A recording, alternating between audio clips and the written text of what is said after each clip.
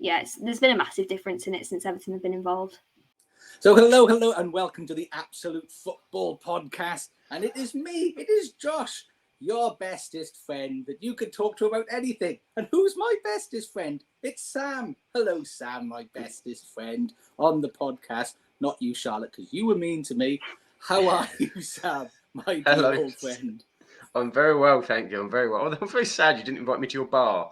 I saw you in your bar on Monday, and you're back there again today. So how is it? How is it in the bar? It's a bit unnerving. That guy, but there keeps—I don't know what he's looking at, but he's staring at something consistently, and he doesn't move.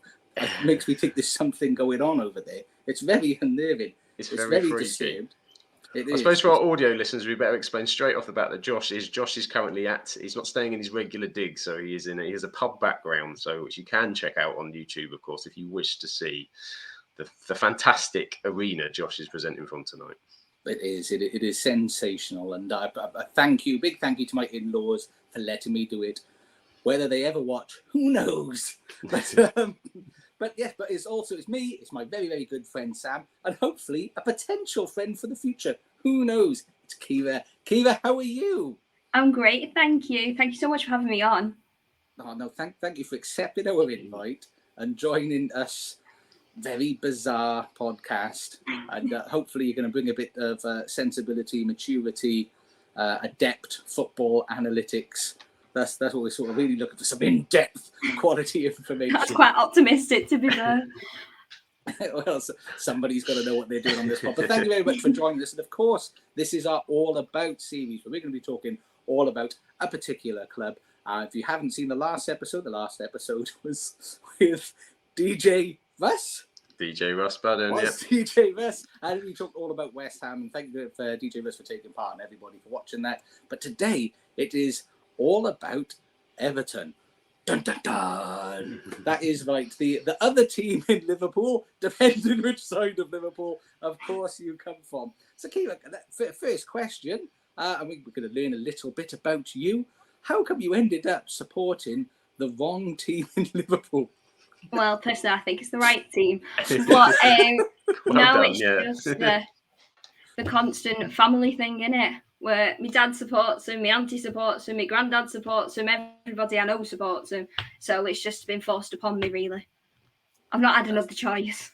That's not very fair. Have you protested that at any point? Did you say to them why? No. Sometimes, maybe towards the end of last season, I was like, why have you done this to me? But no. That's lovely. It's lovely that you embrace that, though. It's nice to be able to find joy in the suffering, I think, sometimes, which is the key to marriage, apparently.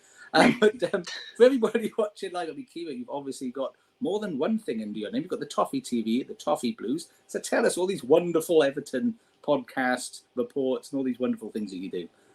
So we'll start off with the Toffee Blues.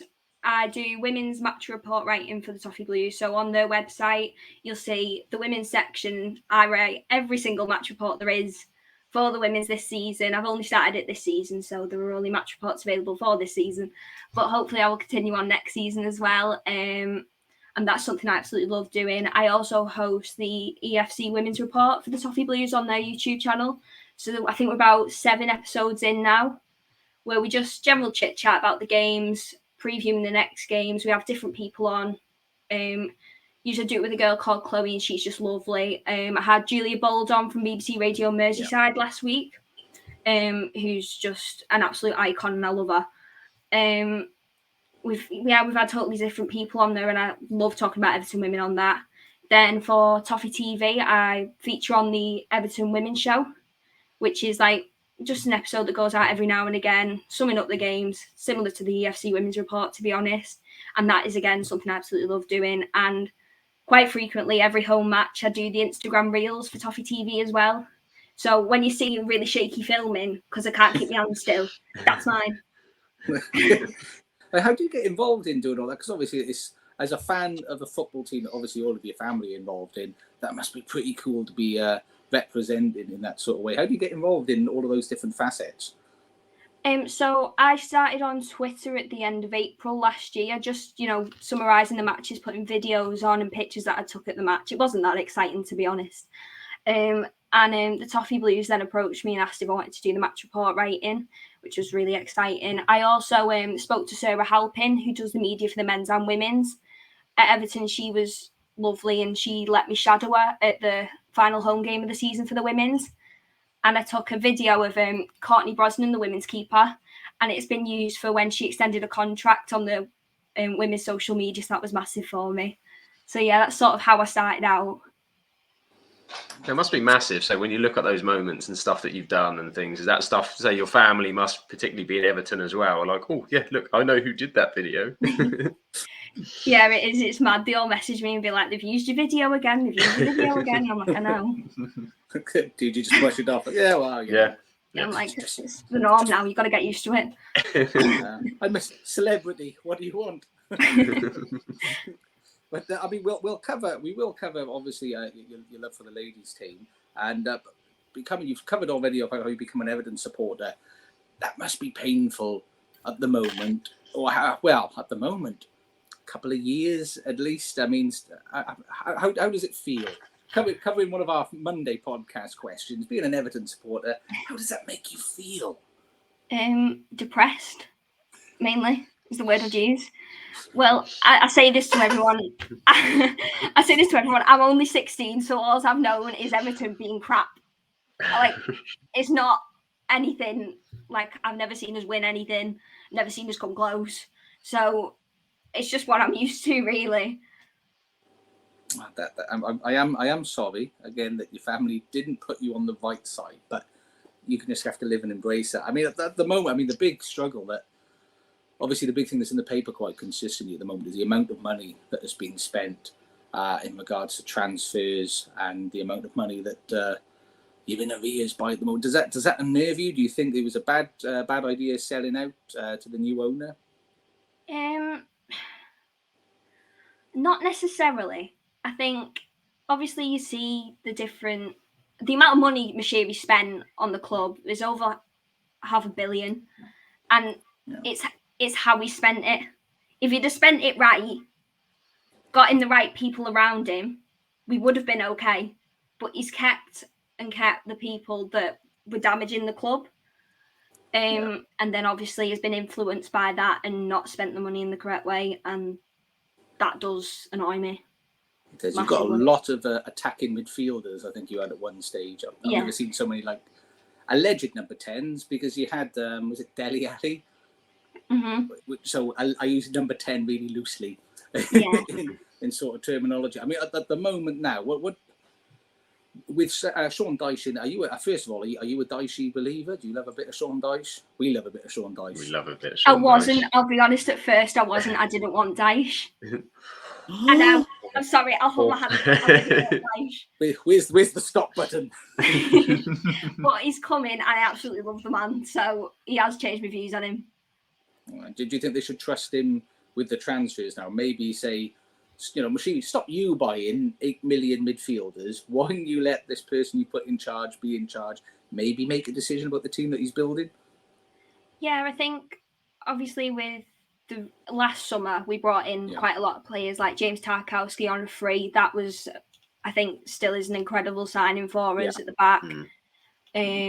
Obviously Dwight McNeil wasn't, in my estimations, as the best signing in the world, but under Dyche he's come on loads and you can really see his confidence growing in each game, which I think is great, and he scored a couple goals now, so hopefully that'll help him. Dele Alli was the biggest mistake anyone's ever made. So was Neil Maupay. Do you mean in life was a football transfer? In life. Neil Maupay, same goes for him. Should have never signed him. That was a strange one, yeah. Yeah, because you want a replacement for DCL who's just like glass, who just breaks every 5 minutes. That you want a replacement for him, so you're going to get, say, I can't remember how tall DCL is, say 6 foot, you're going to get a 4'2" fella to come and play up front. How's he winning headers? How is he winning the headers? They just baffle me. And then you bring Sean Dyche in as well to add to that. He likes a good 4-foot striker, Dyche. Well known for his tiki-taka, sliding the ball across the pitch. I mean, obviously, full disclosure, I am a Liverpool fan, so I'm very conscious of the fact that my Liverpool bias might seep into some of my the style of question. But in honesty, I mean, Everton probably one of the original top flight clubs and Premier League teams. It's a precarious situation at the moment, and in reality, I don't really want Everton to go down. I'll joke about it on the pod. Full disclosure, I don't, because I think it would be sad for football. Do you think Dyche, do you think he's got it? Is he the man with a plan to keep you up? The beginning of the season, I was certain we were going to be relegated. Up until Christmas, I was completely certain we were going to get relegated. But yeah, with the introduction of Dyche, he's given me a bit of hope of staying up. Obviously, it is really tight at the bottom as well. So it's crazy tight, isn't it? See how it goes. I mean, is it obviously this relegation battle is kind of something we haven't seen in a long time with this many teams kind of involved. Does it go for you 1 week from the next? You sort of have a weekend, you think it's fine, we're safe, and the next weekend you go, oh my god, we've dropped like 6 places and it's a disaster. How do you feel week to week? Yeah. I'm like changing moods every 5 minutes. Like last night when like it was 1-1 Nottingham Forest Leeds, I thought, right, we're safe, and then Leeds scored again. I was like on the floor crying. I can't cope with it anymore. No. It's so stressful. And there's like about, say, 7 teams at the bottom that are so close together, and then one wins, one loses, and you're like, where are we? Yeah. It just changes so much, doesn't it? That quick swing. And I think the bottom 3 is, I think it's, 2 of the 3 teams are different from last week, and they'll be different again. And yeah, how do you sit confidence-wise with relegation? We always ask Lucas on the pod, because he's messing us all up at the minute because he's an Arsenal fan, and we always ask him where his title confidence meter is. But where's your confidence meter in terms of percentage-wise of staying up today? How do you feel today? I'll go with like 60%. That's positive. Yeah, that's good. Yeah, I'm trying to be positive about it. If I keep telling myself we'll stay up, it'll make me telling feel better. yourself. That's it. Yeah. So just a curiosity. So, when did David Moyes leave? Were you? Can you remember Moyesy being there? Yeah, but very, very vaguely. God. Yeah, sorry, I'm a baby. I'm going to go 2013, 2014, I reckon. Please don't shout at me if that's wrong. But it's probably about right, because he was, that was about when Ferguson retired. So, yeah, probably around then. Because Moyes' teams were horrendous. Everton always had, with Josh, I remember from Irish, they were a nightmare to play against when they were horrible to play as your physical. It was Fellaini, Tim Cahill. I love Tim Cahill. Battlers in there. Tim Cahill was such a footballer, my word. What a technical footballer he was. Yeah, they just missed that. There's something watching Everton from the outside. The squad doesn't you think of Everton and you just can't pick the players, let alone kind of the team structure, and think, oh, okay, there's a player there, there's a player there. Because they used to, didn't they? You used to have, like you said, Fellaini and Cahill, Jags. Leighton Baines. Yeah, players who are sort of established. And I think the last one you've got is Seamus Coleman, who you would associate with Everton. Is there a player now that you associate with Everton as your sort of Everton pinnacle? Seamus. It's always going to be Seamus, I think, because he's been there for so long and he's captain. He's just Everton to me. He's 64 now, isn't he? Yeah, he's coming close.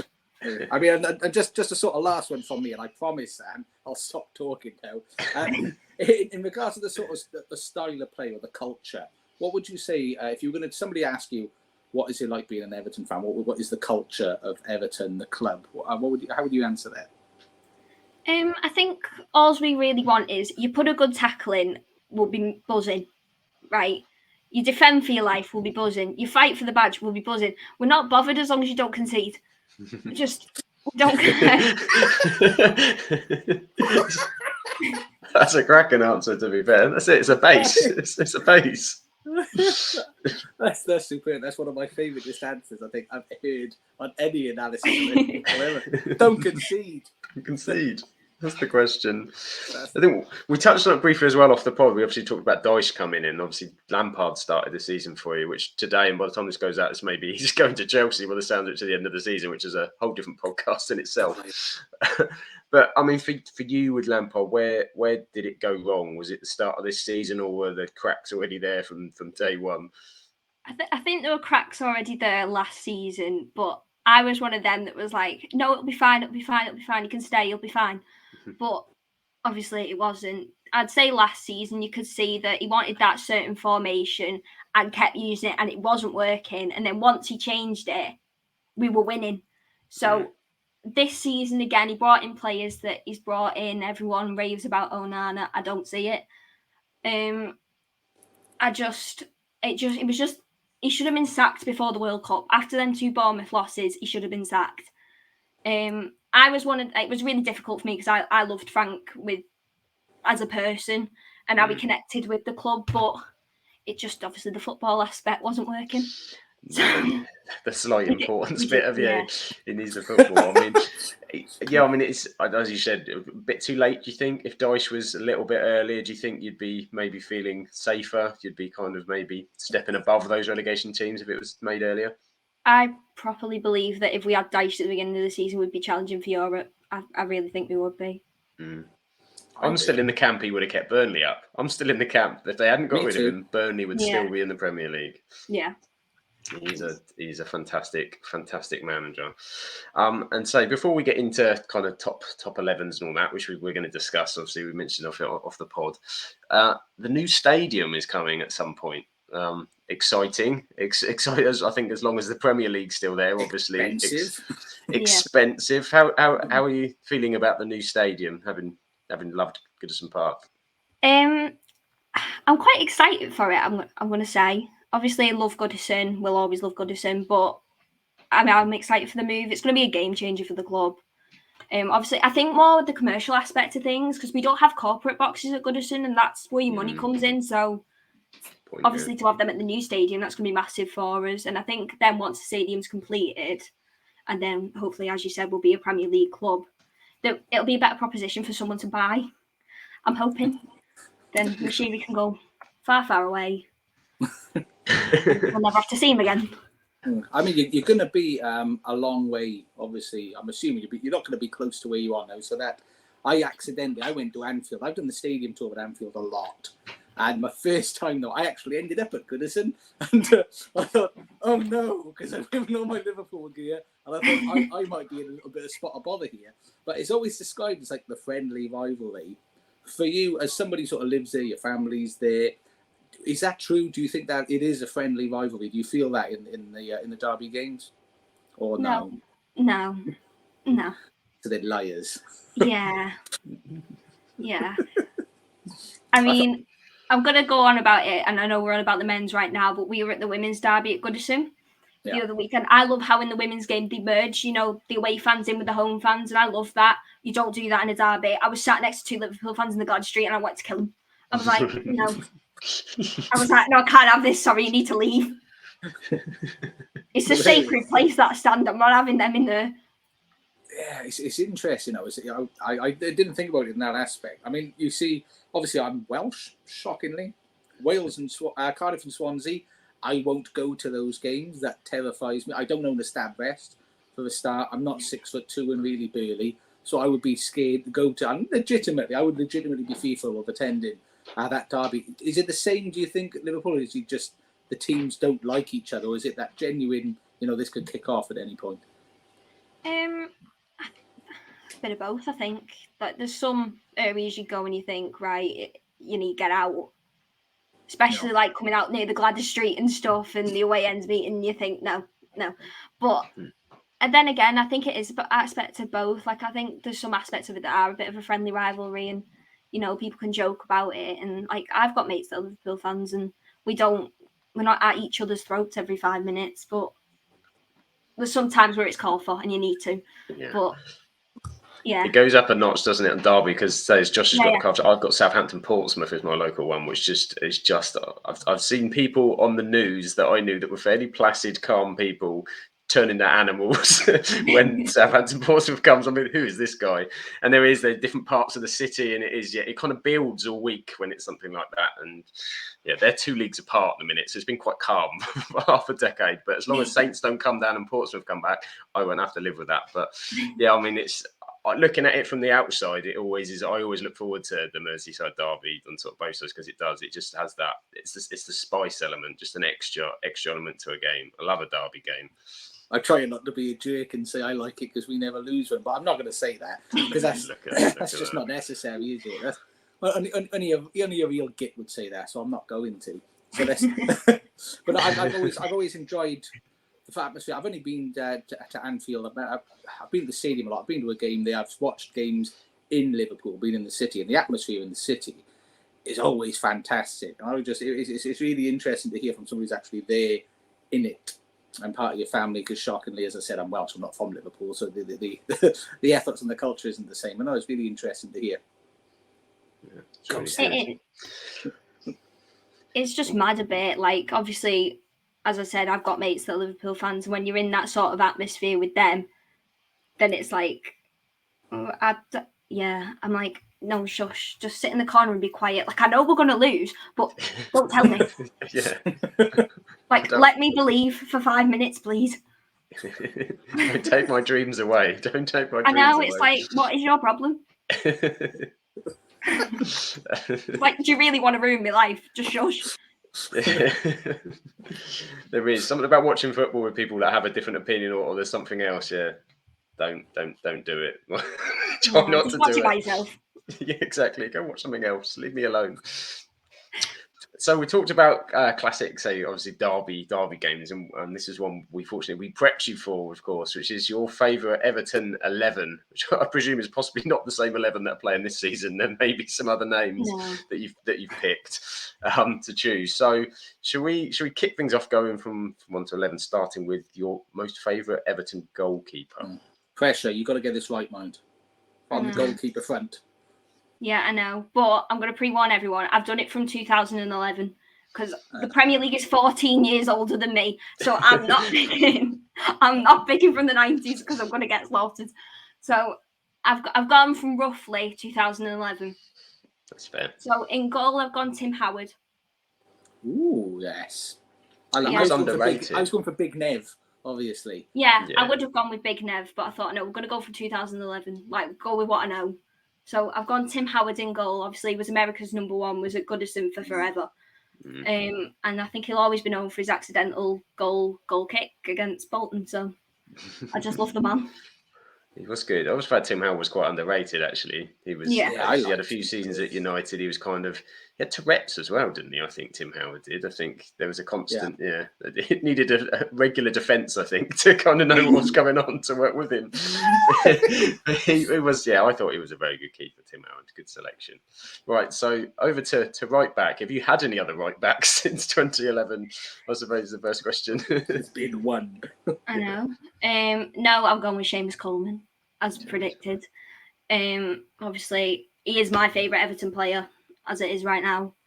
I think the best bargain in Premier League history I'm going to go with, because we signed him for 60 grand.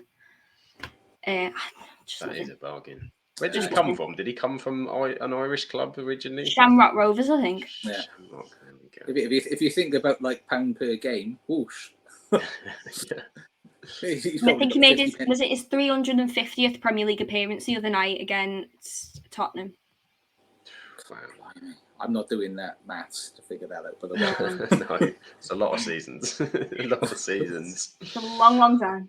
Long as and we'll go over to left back. We haven't checked formation with you actually. What formation are you going? Have you gone with the Dyche 4-4-2 or? No, I've gone 4-5-1. 4-5-1. Because I couldn't pick a midfield. I was so stressed. I was like, I've left out so many people. You know, you sat down, you're like, why have you not put it in? So left back in your four at the back. Who's on the left side? Leighton Baines. Yes. Without a shadow of a doubt, Leighton Baines. Yeah. He's quality. There was a period in time where he was legitimately, for me, the best left back in the Premier League for about 2 or 3 seasons. Yeah. I'm going to go out there and say he was Everton's best left back of all time. It could easily be up there.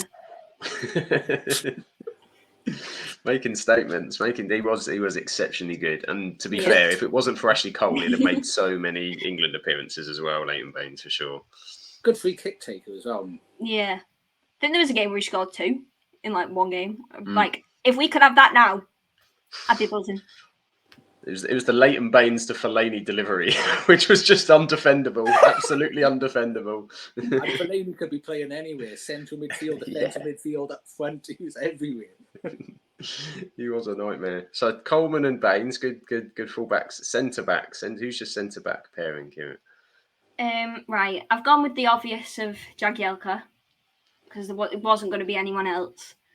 Now, I've had arguments with everyone else in my house about this, but he's like the first defender I remember, not even Jags, was John Stones, and I'm going to have to put John Stones in there. I'm sorry. I had to. I'm judging my own choices now. Like, I'm like, I wish I hadn't put him in, but I'm gonna stick with my guns and go what I went with. So when was Yobo? Yobo was an Everton defender, wasn't he? Yeah. Yeah, he was. Yeah.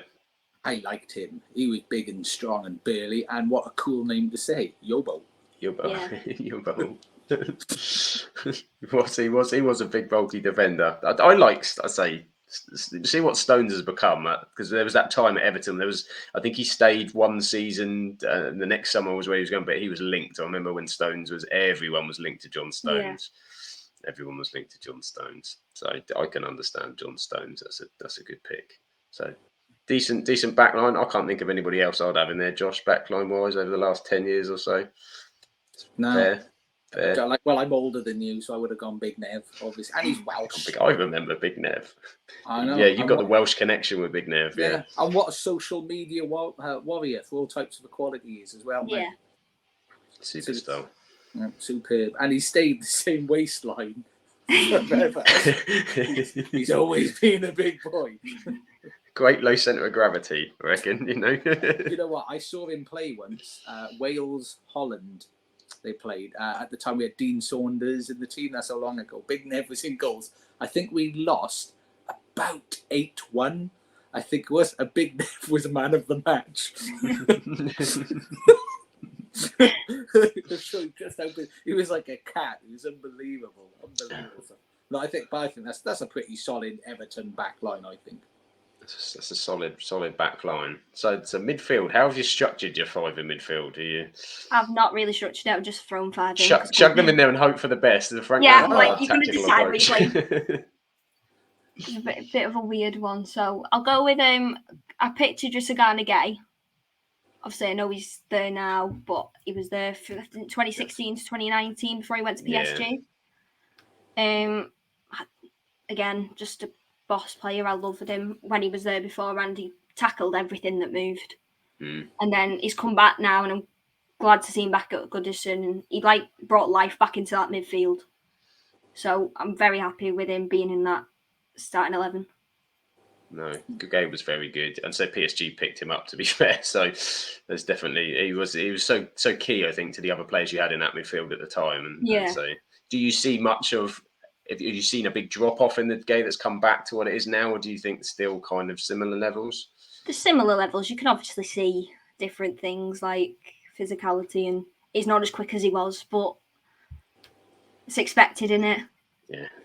We all get old, don't we, Josh? That's what happens. At least he can still bend over and pick things up. He's one up on me. So next up, who's playing with Gueye in that midfield? Right, I've put Osman and Fellaini. I tell you what, you've got some. That's a combative midfield, isn't it? Yeah. That's a Phil Neville away from a. Well, Fellaini was the first Everton player I remember watching, and I thought he's got to go in there. He was good. I think he was. I think people unfairly sometimes say he was just a disruptor, but he had a good touch. Such a touch. He play ball, didn't he? Some headers he scored as well. You think, yeah. Well, send the merchandise for the Fellaini wigs alone. That's been half the problem. You'd wipe your FFP. Just sign Fellaini for the summer, and your FFP will be sorted by the start of next season. And Fellaini wigs again. Well, I think he shaved his hair, didn't he? Was that when he was at United? Yeah, was it the World Cup or something? And yeah. No, didn't he dye it blonde? And he looked like Big Bird from Sesame Street. I think that was that. I remember that happening. It was weird. That was weird. He's like Samson, and he lost all of his powers when he cut his hair. I thought. He did, yeah. Nice Sunday school reference for you all. Carrying on from Monday's pod, where we were thanking Jesus for the bank holiday weekend. That's it. We flow everything through it. It all flows together. And Leon Osman as well, to be fair, was another who I think was under it, because he was at Everton for quite a period of time, wasn't he? Yeah, he was there for ages. I think was it 352 Premier League appearances? something like that. Anyway, I'm going to go with yes. Yeah. yeah, He was really unassuming though, because you wouldn't necessarily always know he was playing. yeah, Which, you can take it a good way or a bad way, but there was never anything catastrophic that he would do wrong. And I think he's another one who's quite understated. But yeah, I wouldn't want to fight him. no. No, certainly not. So that's the sentence. I presume your next two are they wide players outside of a striker? I've gone with Cahill, obviously, and Rodriguez, which I know he was only there for a season, but I just think. Are we talking about James? Yeah. James, yeah. James Rodriguez. That's interesting. How did your family take that when you told them that he was getting in your all-time Everton 11? They were like, all right, okay. They don't really question anything I say anymore. They're just like, okay. He said, "Yeah, I'm on the. Look, I did that video. You can't question my picks. Look, I know these things." They're like, you just do what you're doing. That was a crazy summer, wasn't it? So going back to the James Rodriguez sign that summer, where was that the Ancelotti? It feels like a Ancelotti dream, to brought be him honest. in? It can't have been real that having him and Ancelotti as manager.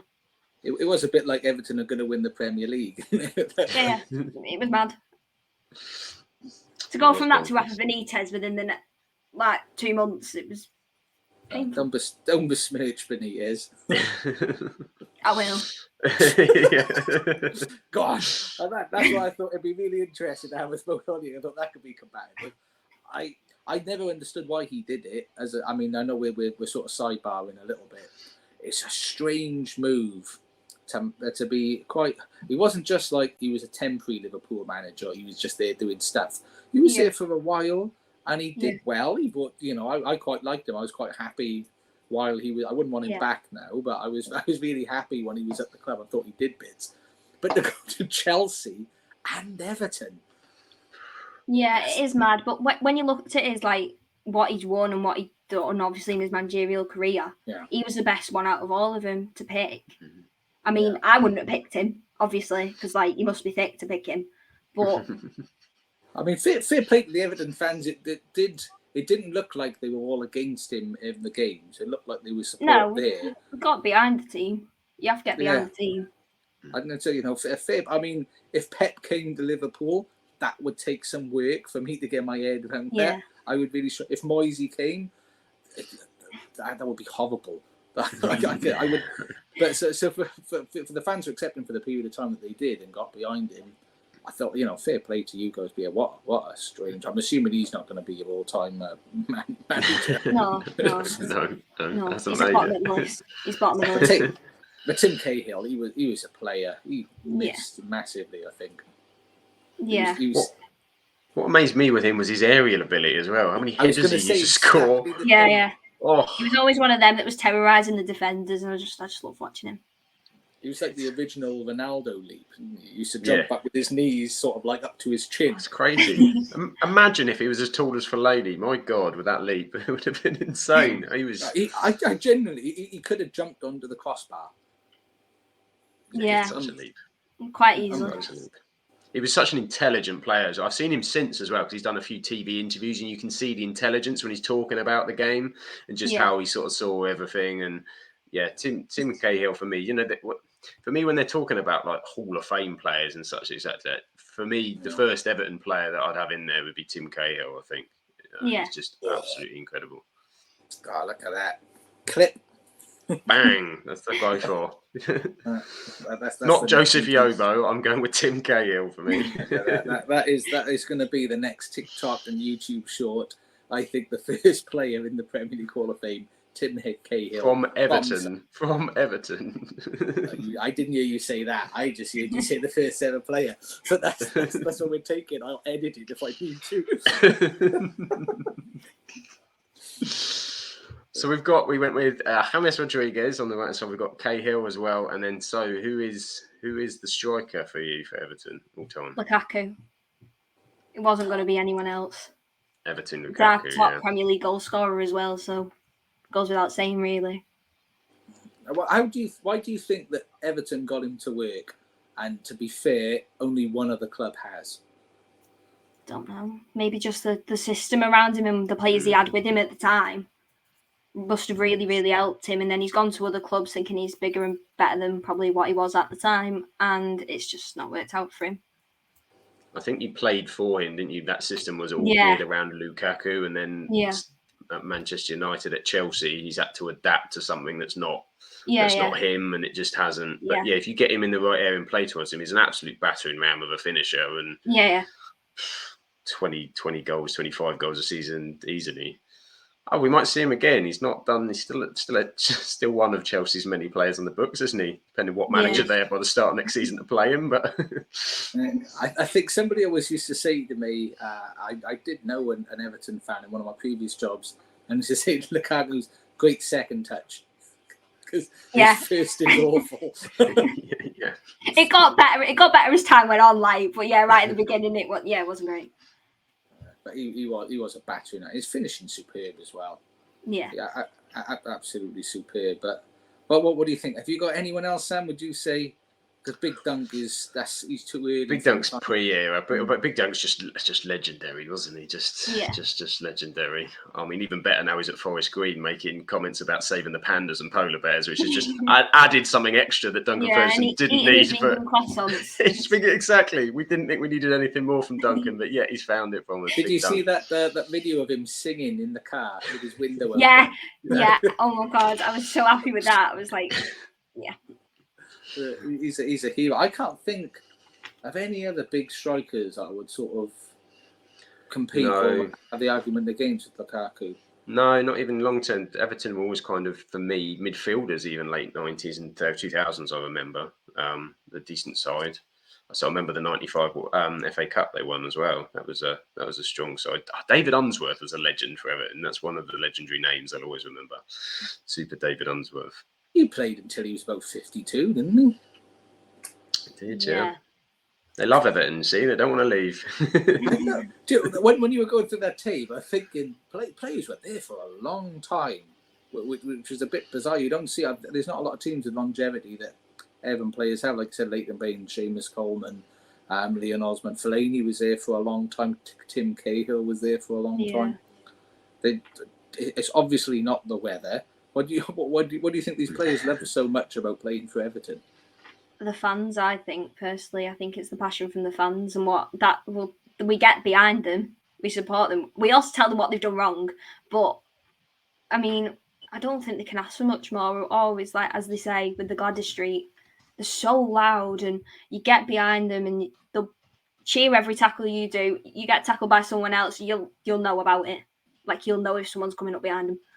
But I think it's the fans that have made them stay that long, and the atmosphere. Yeah, I agree. A Goodison Park atmosphere when it's bouncing is it added something to those Everton teams over the years. It's such a difficult place for away teams to go for sure.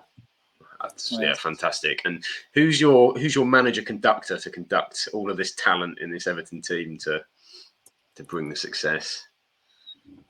I'm not even going from 2011 for this. I'm going to scrap that idea and going Howard Kendall. He's just going to manage them all. Need a proper manager to get in charge of all of those egos for sure. I think I'd go with him or Joe Royle. Oh, Joe Royle. Super Joe Royle, yeah. That is nice. I mean, I can't remember, before we sort of move on, I can't remember if we've asked this already. So if we have, I apologise. No need to attack me. As we're coming towards the end of the season now, we've already spoken about this fact there's so many teams in it. Do you think Everton are in that bottom three, or where do you think you're going to finish? I think we'll finish just above by about 2 points. I think we'll by the scrape of our teeth again, I think. And then you build on it next season and hopefully we're not in the same position again for a third year in a row. It's 2 points would mean that you've got a very stressful afternoon at the end of May on the last day of the season. I don't expect anything less. Who are you playing last? Do we know who the last? I feel like it's Bournemouth at home, but I could be wrong. Sam's normally really good at this stuff. I'm just going to have a little gander. You are at home to Bournemouth. Absolutely right. Yeah. First time I've been right about that. I'll do with that. Would you feel confident? I mean, because Bournemouth are going to be mid-table, on the beach. Oh, because it's Bournemouth.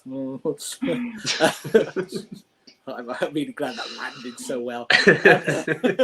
But would you feel confident going into that game needing to pick up whatever you're going to need to pick up points? Yeah, I think we will. I think obviously we've lost them 2 against them in the same week before Christmas, and if you've not learnt from that, then I don't think anything's going to change. But from what I've seen with Dyche and what he's done already to the team, I think it'll be no problem. I think the fact it's at home as well, isn't it? Because I think we said when Dyche got appointed, Sean Dyche at home, that's what Burnley's forte, that's what Everton are starting, the home performances, and you want that crowd. Yeah, I think if it was away, I'd be less confident, but with it being at home. The only thing's the last day with all the other results filtering in, it gets a bit funny, doesn't it, from a day with all the murmurs and the cheers, and it'll be you want to be 2-0 up after 20 minutes, just chilling back, watching it all unfold. No, very good. So I think we've covered nothing else on the men's side of things for Everton, but of course you're just super subject. And what you cover most often, obviously on Toffee TV, Toffee Blues, is the WSL, is the Everton women, who are much higher up the table. Sixth as we currently talk at the minute, I think, just behind Aston Villa, but a game in hand. So how's the season gone in general for the Everton women's team? It's been going great. Obviously, last season we went through about 400 different managers in a very similar position to the men's. Watching 2 relegation battles last season wasn't fun. But yeah, it's going great this season. It's Brian Sorensen's first season as manager, and he's completely changed the team. He's transformed it. We're scoring goals now, which is great. But it's looking really good, and to be 6th in the table already this season is great. And obviously Aston Villa have brought in loads and loads of players this season already, and have got a new manager in their fly, and they brought in Rachel Daly, one of the Lionesses that won the Euros, and she's like the female Haaland. She's just constantly scoring. So to be only a few points behind them, I think is great for us. And then there's the top 4. And I think next season, once he builds on this team, I think we'll be challenging for the top 4. I was going to ask that, because obviously the top 4 is now starting to represent, you're starting to see the more established men teams' names. Obviously Manchester United came up being promoted. Liverpool, I think this is their first season, although they're behind Everton, Josh, behind Everton in the women's table, just to add that in.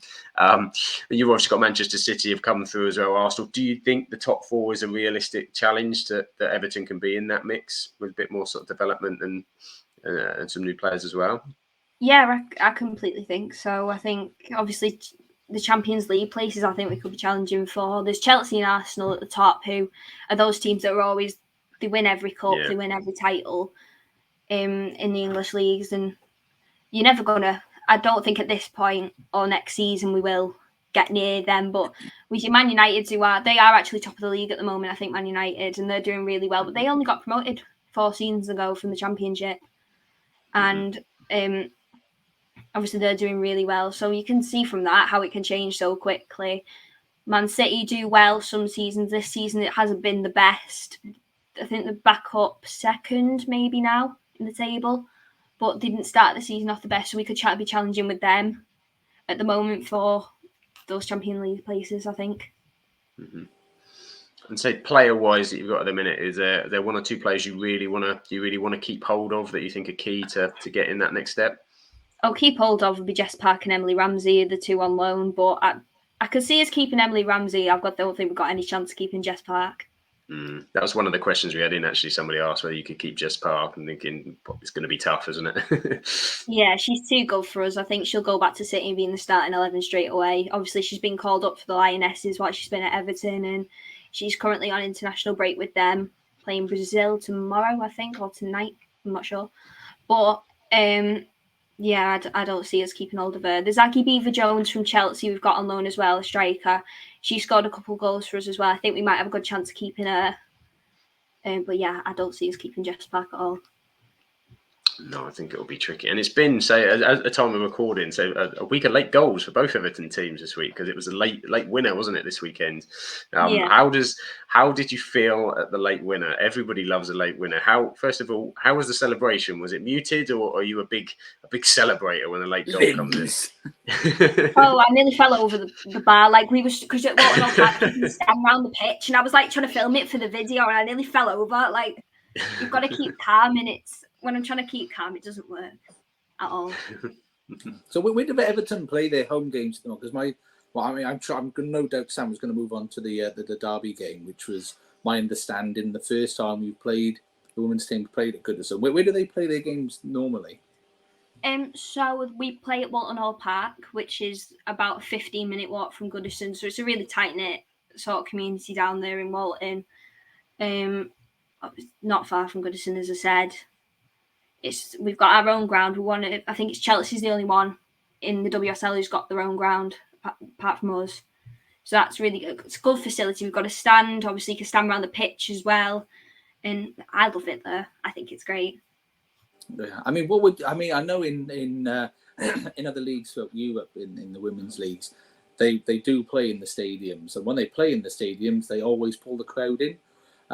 Do you think at this stage of women's football in the UK, do you think we're sort of ready for that, or do you think there would be one game where there'd be loads of people there because of the novelty of it, and then it would sort of die out, or do you think that there was something that could be sustainable? Because obviously it'd help financially with the women's league. Yeah, I think obviously with the novelty of it being at a men's stadium, that's where and it's a lot more family friendly, the women's game, so people are more likely to bring the kids along, and then that's why you're selling more tickets. I think they would sell quite a few for the first few games, and then I think it would slowly drop off. I think you get a bigger crowd than what you would at Walton Hall Park, but I think I love having our own stadium, and that just being for the women. I know the under-21s have played a couple of games there, but that is it's the women's grounds, and I love it there. And I think it holds about just over 1,000. Yeah. So when you sell that out, it is packed. And do you think that's important for identity, that they keep that separation? Yeah, I think so. I think so. I think it's great that obviously you've got the men's stadium, and it's great playing the bigger games there, and like the derby that we had the other week, that was great because you can fit more people in, and more people want to come to those sorts of games. But say when you're playing Reading at home and you're not going to get as many fans in, I love that little close-knit like community you've got, and as I said before, the away fans are mixed in with the home fans, and I like that aspect of the women's game, that you can obviously talk and share your opinions about the team and what they think, who they think is like a threat in the team, and we think it's going to be a threat in our team, and I love that sort of side of it. So it's a lot less likely that you're going to get your head caved in at the women's. Yeah. A lot less likely.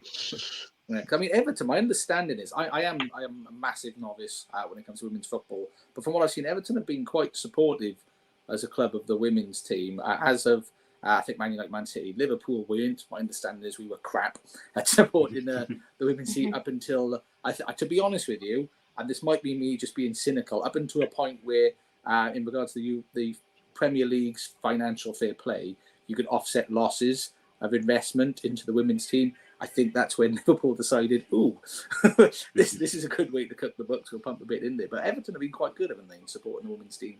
Yeah, they've been fab.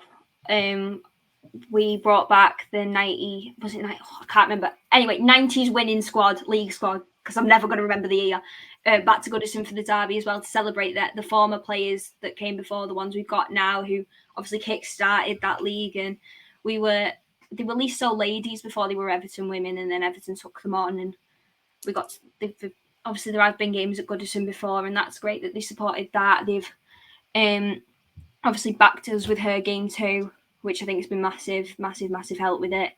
But yeah, obviously they've given us their own facilities with Walton Hall Park, and I think that's just great to have that, especially that backing from the men's team.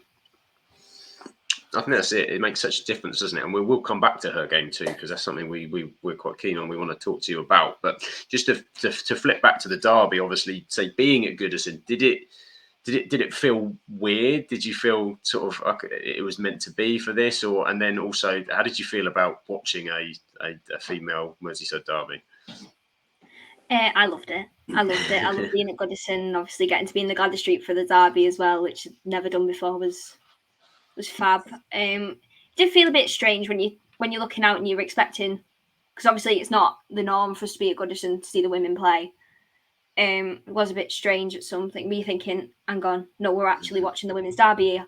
But I loved it. I think it's great. Obviously with Sky being there as well, and Sky broadcasted it, I thought that was great because it's more visibility for the women's game.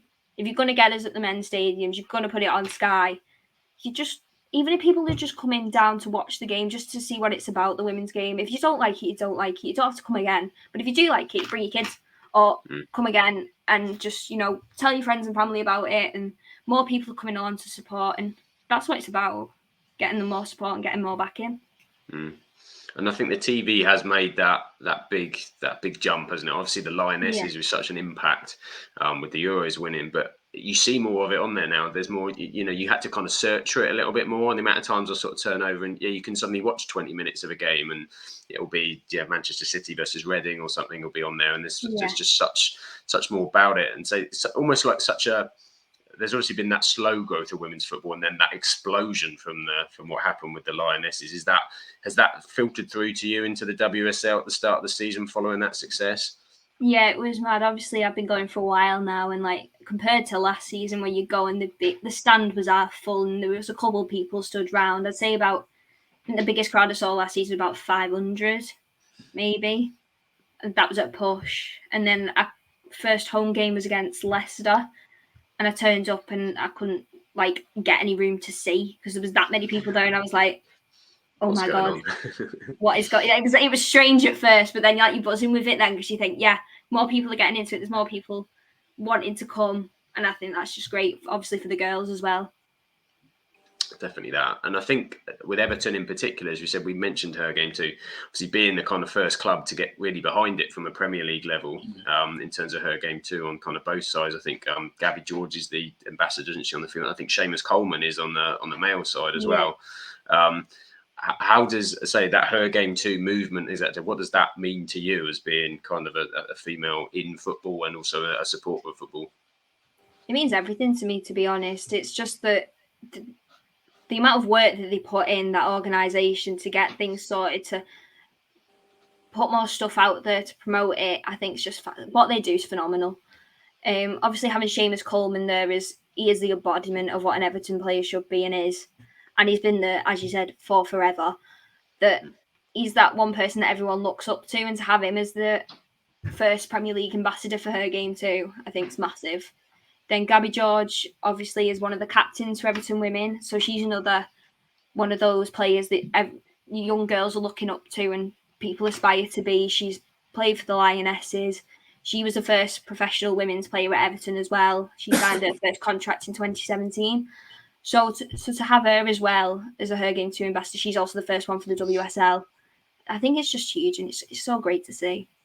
Have you seen a difference in the club or the atmosphere since they've sort of invested into HerGameToo? I think so, yeah. I think there's more awareness of women being at the ground, and there's not as much. I still get quite a lot of I don't tend to talk about the men's team quite a lot. I mean, I would go on about them for days. If someone gave me a show to talk about Seamus Coleman, I'd be on there for weeks. But you notice the change in some people's opinions when women talk about the men's game, which it shouldn't be labelled as that, but it's what it is. But then when I talk about the women's side of things, it's all positive, and I think since HerGameToo, and since I know a few people from Everton that obviously are involved in HerGameToo, it's been great for me. To see that there is that support, there is other girls that are going through the same thing as you, and you've all got the same backing, and I really like that. And I think there's been a massive difference in it since Everton have been involved. And that's good, because I mean, for me, it's shining the light more, and it's given a voice previously that might not necessarily have been there. And I think I always get aggravated with people think it's like trying to elevate women above men in the football, and it's not. It's just about equality, keeping education. It's just to normalise it. Yeah, that's all we want to do. And that's all it is. I mean, the regular watchers will see we have Charlotte on here. Charlotte's got no less of an opinion than any of the rest of us. In fact, she probably normally speaks more sense than most of us on here. And I think it's great that and it's creating that equality to make everybody is equal, and all of our opinions are equally valid, and it is shining that light. And I think that's where people get confused, because that light is being shone to try and raise that level up, not to try and elevate it, but the fact that if you're from a lower starting point to try and reach that level, you need to make more noise about it. And it's important. It's really good that people like yourselves are given that platform to speak sense and to show that actually you know what you're talking about. And and it just shouldn't be, people shouldn't be surprised about that. Just, you know, your gender doesn't dictate your mindset and how you think. I talk a lot of rubbish and quite consistently, and just because I'm a man doesn't mean that my opinion is going to make sense or be more valid, because I'm sure Sam can attest it ain't a lot. Well, so we enjoy having that on. This is something on the podcast. As Josh mentioned, having Charlotte on, we enjoy kind of having that angle, having that kind of that openness. That's what the podcast for us was about. Really, it was everybody. You know, everything's kind of the no football topic is kind of off limits, and then there's brings everybody in from different areas, because everybody loves football and everyone's involved, and that's what we've always wanted to kind of feel about the podcast. And I think that comes through to us. Obviously, we are staunch HerGameToo supporters. We hear Charlotte tells us so much about what's going on and the awesome stuff she does kind of from the Rochdale side when she's doing on it, and so you see it going through. Really cool hat. Josh has got a hat. Yeah, I'm tempted by one of those football shirts actually. That might have to be a next season prize. You know, really good quality as well. The peak is like the 3-layer peak. So that yellow bit is nice and foamy. Good top quality stuff. I can't remember where I bought it. Otherwise, I'd plug. But I genuinely cannot remember where. Can't recommend it anymore, because of course I think in the Merseyside derby actually, I think they replaced the sponsor, didn't they? HerGameToo replaced the sponsor for Everton for that game as well. So it was on the warm-up shirts. I think that State gave up the place for HerGameToo, so it was on Sky and people seeing it could raise more awareness. Yeah, no, that's awesome. That's awesome.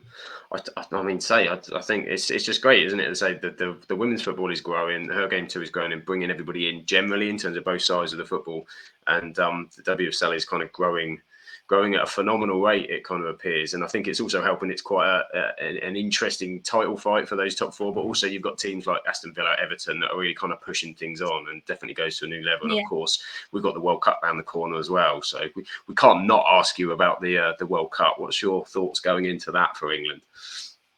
I'm very, very positive about it. I reckon we'll get to the final. I'm not going to say we're going to win, but I reckon we'll get to the final. Go on, we need something to say. England are going to win the World Cup. All right, I think England's going to win the World Cup then.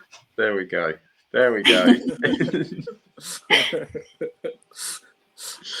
That's it. That's clip now. We can all go home. That's our job done. Well, so we can't quite go home yet, Josh, because we with our guests to say we have a game, a fun game with a fun intro, which is just a bit of a fun, absolutely or absolutely not, which we play with our guests, and it is with regards to players that are currently at the Everton squad. So we've got the men's squad for this one. Whether you would keep them with us, so will they be there next season? Will they not? Absolutely not. So, Josh, do you have the intro ready to hand to kick in? He says. Or shall I continue to feel while he's about to press the button? It's coming. It's happening. I think this is it. The question with only two answers: absolutely or absolutely not. Absolutely. No. Absolutely not. Absolutely. Absolutely not. Absolutely. Absolutely not me. Absolutely. Absolutely not.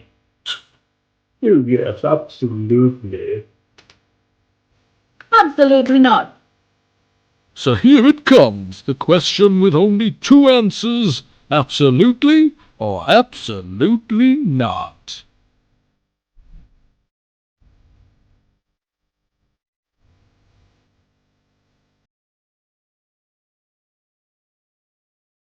That does sway me. There's a reason why we bring that in the end. We tell you we're a professional podcast, and then 1 hour in, bring you that promo. There's my snort as well. I love it. There's the joy. And so if you are an audio listener, you can check out the video on YouTube for me and Charlotte mucking around, producing a promo video for our fun game. Of course, absolutely or absolutely not. So as we alluded to, I'll just pop this up here. Here we go. So the question is absolutely, will they be at the club? Will they be at Everton next season? Absolutely or absolutely not. Because we are going to see at the end, if you decide that they're going to go, where they might go to. So Keira, Michael Keane, absolutely or absolutely not? Absolutely. Absolutely. He's still one in. Obviously, current hero at the minute with regards to the goal yesterday. So Keane is in. A DCL. Absolutely not. It's the injuries. The injuries are too much now. The injuries, and then I think he'll come back at the end of the season, be great, and then Arsenal will sign him. Oh, Arsenal. Okay, keep an eye out for that. They are on the random wheel generator coming up in a minute. Arsenal are a possibility on that, so we'll see if that does line up. I think you're right. I think the injuries and everything else, it's time, isn't it? It's time for a new number 9. Andros Townsend, absolutely or absolutely not? Absolutely not. I don't think he's going to come back from injury. I really don't think he's going to come back. He's been out all season, isn't he? I think it was is it all season? Was that a cruciate ligament as well? I think it was ACL actually that he did. Yeah. Not a good one. Not a good one. So Townsend probably absolutely not. Alex Iwobi. Absolutely. If he leaves, I'll cry. So Alex Iwobi is on the list. So next up we have, I think I know where this one's going on your comment, Neil. Yeah, absolutely not. Absolutely not. I think I could have guessed that. Neil Mopai doesn't fit the Sean Dyche style of football. He's off. And I think I know where we're going with this one as well. Seamus Coleman, absolutely not. Absolutely. Forever and ever and a day. He is. Yeah, he's never leaving. He's never leaving. He will always be at right back for Everton. Seamus stays. And I think I think this is the last one. Tom Davis.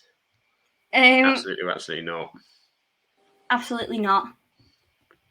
Absolutely not. So Does he want to leave?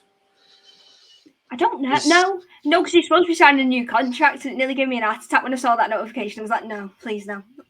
So don't do that to us. I did see some, I think there was some links possibly about whether there was a loan move or something in January, but he's still on the books, isn't he? So who am I thinking of? Anthony Gordon. That's who I'm thinking of. I got them confused. They're both men, see, so I just got them confused.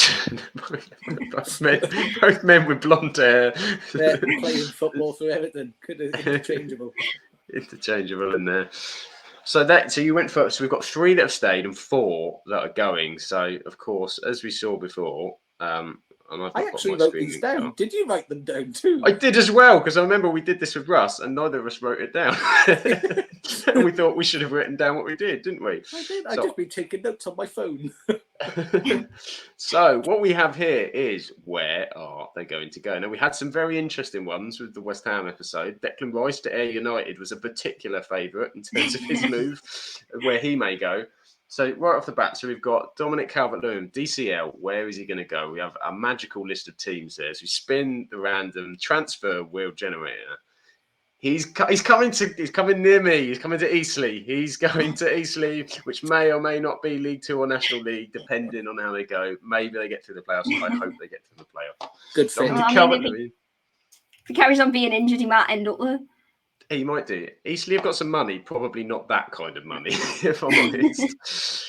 So next we have Andros Townsend. You said this is it, no more. Andros Townsend, we don't think he's come back from injury. That's not an option. That's not an option on the list, although the Dog and Duck FC is, so that's probably as close as it could be. So we'll see what happens to Andros Townsend. And he's going, oh, wow, that's a shocker for the ex-Tottenham to Arsenal move.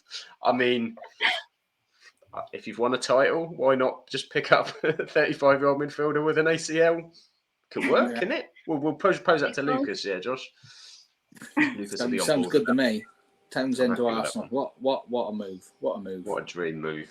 And next up, we have Neil Mopai. I think Keira's going to drive him wherever he wants to go. Where does Neil Mopai go? No problem. And he is off to... Oh, he's going to Switzerland. Grasshoppers. Grasshopper Zurich. Another country, that's even better. That's even better. It's a Take good his passport team. off him. They used to be top of the league. I'm not quite sure where they are these days, but They've still got European football, I think. I think they're Conference or Europa League, maybe. So yeah, Are they near Lake Geneva? Could be. I don't think it's a million miles away. Lovely part of the world. It's a lovely part of the world. Lovely part of the world. So Neil Mopole will have a lovely time out there. And finally, we decided that Tom Davis would be going. So where is he going to go? Would he remain in the Premier League? And he's going to Scotland. Everyone loves going to Scotland. It's Kilmarnock for Tom Davis. He's going up north to the Scottish Premier League. He'd be a star. He would be a star. He would absolutely love it.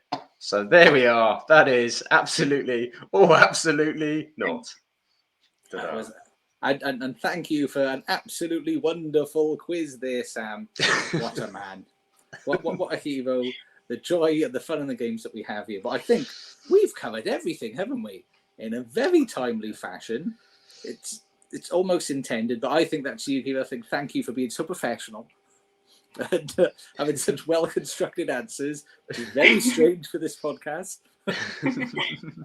But honestly, thank you massively for agreeing to come on. It was really good having you on, really interesting. I think the WSL, for me, the Women's League is really interesting, the growth that's taking place there. So it's an exciting time, and it's still a football league where I think the balance of power is still relatively equal. And but so it was really great to hear about that. So thank you massively for coming along. Thank you, Sam. Welcome. Thank you, Sam, for all of your work. He's such a diligent little soldier.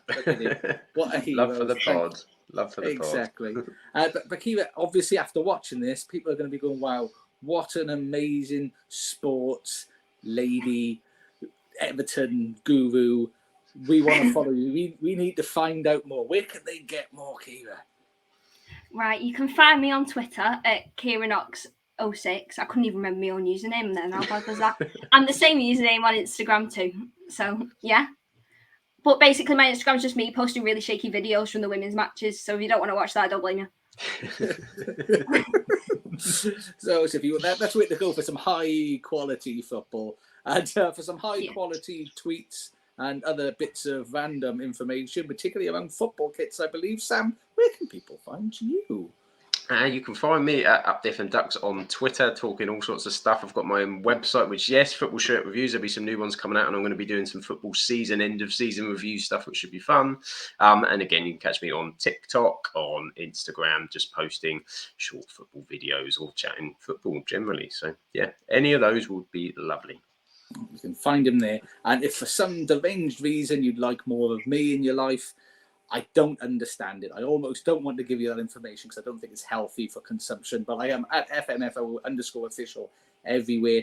Twitter, TikTok, YouTube, Twitch, Instagram, wherever you want. And I'm going to bring this up because I never remember the pod details. So please follow the podcast with Absolute Ball Pod on Twitter, Absolute Football Pod on TikTok, Instagram, Absolute Football Podcast _ Please follow, like, subscribe, comment, ask questions, be part of it. Without you, people listening and taking part, there's no point us doing it at all, although we do enjoy each other's company and it is a lot of fun. So even if you don't, we're still going to do it anyway. But thank you very much for being there. Thank you, Sam. Thank you, Keira, ever so much for joining us.